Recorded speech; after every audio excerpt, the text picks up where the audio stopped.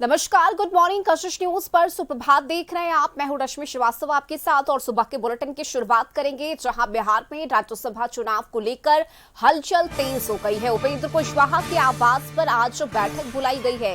इस बैठक में एनडीए के सभी विधायक शामिल होंगे।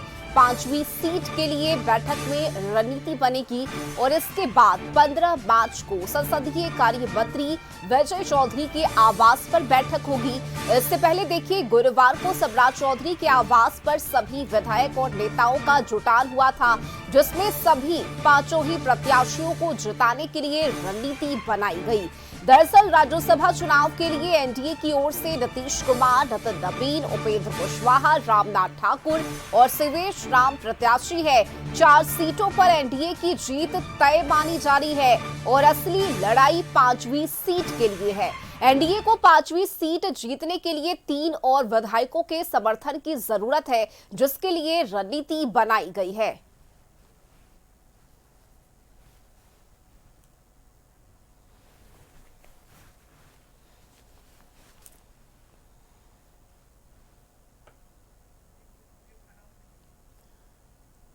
तो ये बड़ी खबर बिहार से, जहां उपेंद्र कुशवाहा के आवास पर आज बैठक बुलाई गई है। इस बैठक में एनडीए के तमाम विधायक शामिल होंगे और 5वीं सीट को लेकर इस बैठक में रणनीति बनाई जाएगी। हालांकि देखिए, इससे पहले भी सम्राट चौधरी के आवास पर बैठक हुई थी, जिसमें तमाम एनडीए के नेताओं का जुटान हुआ था और इस बैठक में 5वीं सीट को लेकर ही चर्चा हुई थी। और आज की बैठक एक बार फिर से कई मायनों में बेहद महत्वपूर्ण। इसके साथ ही देखिए, 15 मार्च को संसदीय कार्य मंत्री विजय चौधरी के आवास पर बैठक होगी और इससे पहले सम्राट चौधरी के आवास पर हुई बैठक में सभी विधायक और नेताओं का जुटान हुआ, जिसमें 5वें प्रत्याशी को जिताने की रणनीति बनाई गई। दरअसल देखिए, एनडीए की तरफ से राज्यसभा चुनाव के लिए नीतीश कुमार, नितिन नवीन, उपेंद्र कुशवाहा, रामनाथ ठाकुर और शिवेश राम प्रत्याशी है।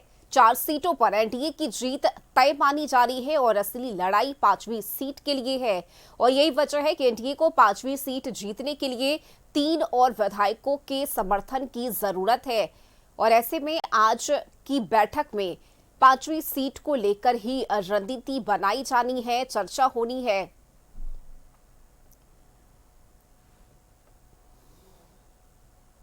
तो उपेंद्र कुशवाहा के आवास पर आज बैठक बुलाई गई है और ज्यादा जानकारी के साथ संवाददाता प्रीतम जुड़ चुके हैं। आप प्रीतम, देखिए, उपेंद्र कुशवाहा के आवास पर आज बैठक होनी है, जिसमें तमाम एनडीए के विधायक पहुंचेंगे।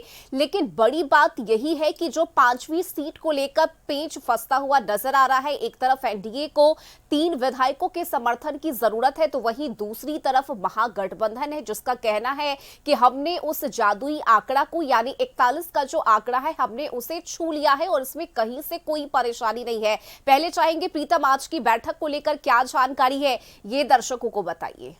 आज शाम 6 बजे से उपेंद्र कुशवाहा के आवास पे ये बैठक होगी और स्पष्ट रूप से जिस तरीके से 3 सीट, देखिए 5 सीटों के लिए चुनाव होना है। पहली सीट पे नीतीश कुमार, दूसरी सीट पे नितिन नवीन, तीसरी सीट पे रामनाथ ठाकुर, लेकिन चौथी और 5वीं सीट पे कौन? अगर चौथी सीट पे शिवेश राम है तो 5वीं सीट पे उपेंद्र कुशवाहा होंगे और अगर चौथी सीट पे अगर उपेंद्र कुशवाहा है तो 5वीं सीट पे शिवेश राम होंगे। यानी दोनों में से कोई नहीं कोई तो फंसने जा रहा है। जिस तरीके से 5वीं सीट के लिए महागठबंधन ने अपनी तैयारी काफ़ी मजबूत की है और लेकिन अब भाजपा को भरोसा, भाजपा और उसकी टीम को, उसके मैनेजर को केवल भरोसा है तो क्रॉस वोटिंग की पे कि अगर किसी कांग्रेस के विधायकों ने अगर क्रॉस वोटिंग कर दिया तो ही उनकी बात बनेगी, वरना यहाँ पे मान के चलिए कि बहुत बड़ी फजीहत होने वाली है। अब तक एनडीए ने ये स्पष्ट नहीं किया है कि चौथी और 5वीं सीट पे उसका उम्मीदवार कौन होगा।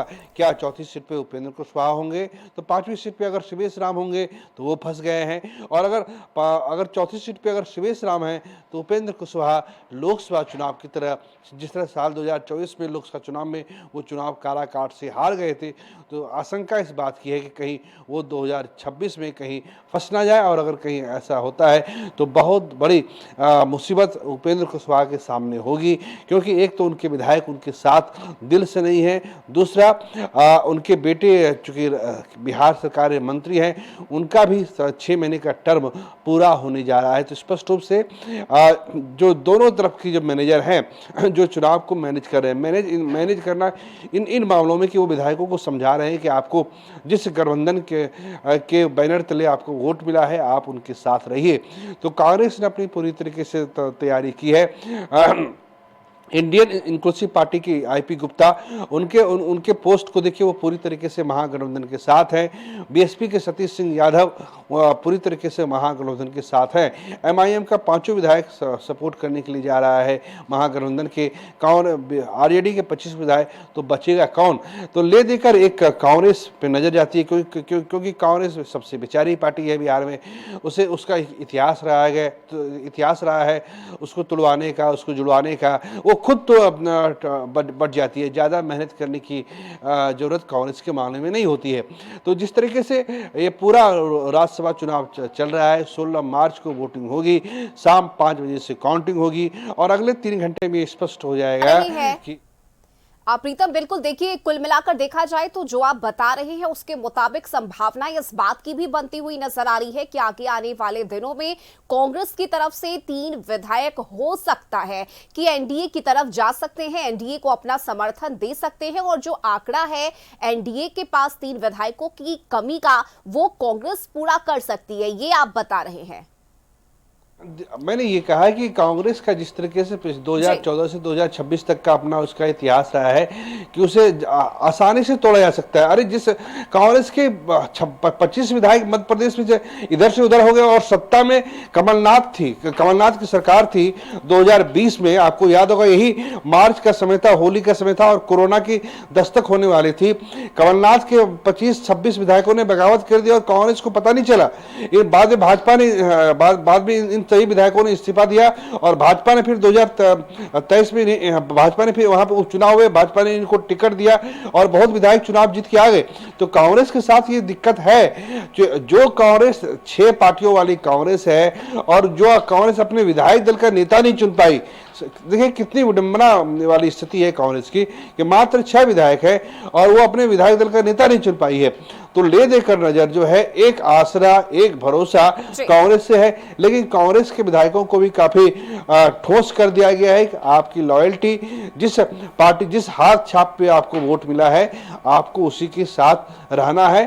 तो हमारी भी कांग्रेस विधायकों से बात हुई है, हमें ऐसा नहीं लगता है कि उनके टूटने बटने की ज्यादा आशंका है। मैं ये कह सकता हूं कि बेचारे या तो शिवेश राव या उपेंद्र कुशवाहा, दोनों में से कोई न कोई तो फंसने जा रहे हैं। चलिए ठीक है, बिल्कुल देखिए प्रीतम, आगे आने वाले दिनों में किसका समर्थन किससे मिलता है, इसके लिए इंतजार करना होगा। फिलहाल आज की बैठक महत्वपूर्ण है और इसमें क्या कुछ होना है इस पर भी नजर बनी रहेगी। बहुत शुक्रिया प्रीतम आपका।